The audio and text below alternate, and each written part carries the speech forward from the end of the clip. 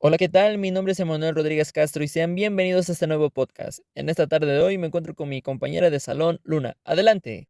Hola Manuel, con mucho gusto. Mi nombre es Luna Romero y en el podcast de hoy abordaremos el tema El origen de la cognición humana. Excelente, Luna. Es un gran gusto para mí estar compartiendo audio contigo en esta linda velada. Empecemos con este magnífico tema. Emma, tengo una pregunta para ti. ¿Alguna vez te han dicho que serás más inteligente que tu mamá o que tu papá? Oye, sí, Si te soy muy sincero, he escuchado ese interrogante de repente, cuando en veces mi papá me lo menciona. Pero, ¿a qué se deberá esta pregunta? ¿De dónde viene o cuál es el sentido de esta? Pues no hace mucho tiempo me empecé a preguntar, ¿a qué se deberá que algunos hijos sean más inteligentes que sus padres? ¿Acaso es un tipo de superpoder o simplemente cuando duermes tus hijos extraen el conocimiento de tu cerebro?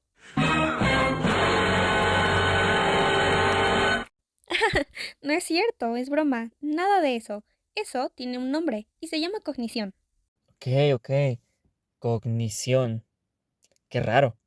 Pero en sí, ¿qué es la cognición? La cognición es el proceso por el cual los seres humanos y otros organismos vivos procesan y utilizan la información para percibir, aprender, recordar, razonar, tomar decisiones y resolver problemas. Pero bueno, para entender más la cognición, ¿por qué no nos remontamos a sus orígenes? Claro que sí, Luna. Me late cacahuate, como dirían en mi pueblo. Soy todo oídos. Antes que nada, para hablar de la cognición, tenemos que decir que hay 5 posibles enfoques y teorías sobre la cognición humana. La primera de ellas, evolución. La cognición humana se desarrolló a lo largo de millones de años a través del proceso de evolución, los cambios en el entorno y la selección natural, favoreciendo la emergencia de capacidades cognitivas más complejas. Entiendo, tal cual como el lenguaje que usamos en sí, pues según la teoría de la evolución, que habla de, o hay un apartado en el que menciona la comunicación prehispánica, pues se dice que en un principio se usaban gestos y señales, como cosas que son muy simples, ¿no?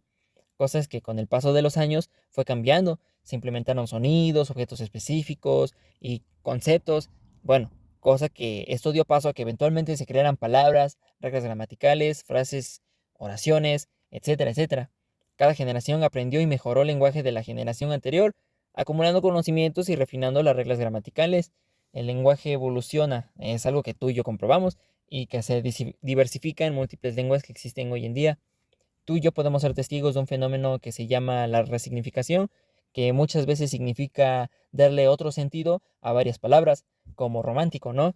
Que antes en el romanticismo se entendía que ser romántico era pues estar triste básicamente, ¿no? Para ir al grano, pero hoy en día se relaciona mucho con el amor. Neurodesarrollo. El desarrollo del sistema nervioso y el cerebro es fundamental para la emergencia de cognición humana. La formación de conexiones neuronales y mielización de las fibras nerviosas permiten la transmisión y el procesamiento de información. Ah, sí, creo que esto tiene que ver mucho con lo que una vez me dijeron en mi clase de psicología. Cuando yo iba en la prepa recuerdo que me mencionaron un ejemplo de un niño que pues básicamente creció en la selva, ¿no? Y que fue hallado ya cuando estaba pasando la pubertad. Los psicólogos quisieron enseñarle el lenguaje, ¿no? Y cosa que pues para ser precisos pues nunca lograron. ¿Cuál fue la conclusión? De que todo este desarrollo del cerebro, del aprendizaje y el crecimiento se tiene que adquirir en los primeros años de vida, ya que desgraciadamente un humano no puede adquirir todos esos conocimientos que necesita el cerebro para vivir en una sociedad y comunicarse como lo hacemos los humanos a día de hoy. Creo que tiene una gran relación con lo que me acabas de decir. Aprendizaje y experiencia. La cognición humana se desarrolla a través de la experiencia y el aprendizaje. La interacción con el entorno y la cultura permite la adquisición de conocimiento y habilidades. Con la adquisición de conocimientos y habilidades es imposible para mí no pensar en los oficios hereditarios. ¿Esto qué quiere decir? Que las personas, por el entorno en el que vivimos y nos desarrollamos, es muy probable que nosotros estemos replicando las acciones que las personas a nuestro alrededor están haciendo. Aquí en el pueblo en el que yo vivo se da mucho que tanto jóvenes o niños que pues viven por años con sus papás, es muy probable que eventualmente terminen replicando sus trabajos. En general son oficios, ¿no? Panaderos, carniceros, etcétera, etcétera, ¿no?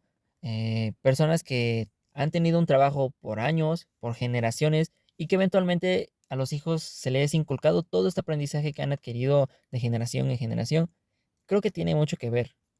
Símbolo y lenguaje. El desarrollo del lenguaje y el símbolo es fundamental para la emergencia de la cognición humana. El lenguaje permite la comunicación y la representación de conceptos abstractos. Sí, a mí se me hace importantísimo. Esto me recuerda mucho a mi clase de análisis de discurso, que no te miento, que la tuve hace como una semana, en donde mencionamos que para entender, expresar y hacer signos hay que materializarlos en palabras, porque si las cosas se quedan así en el aire, nunca se concretaría nada. Evidentemente esto le suma la importancia de por la cual nosotros debemos aprender un idioma, ya que este será nuestro lenguaje por el cual nosotros haremos uso de ello para expresarnos y sacar lo que sentimos, pensamos y hacemos.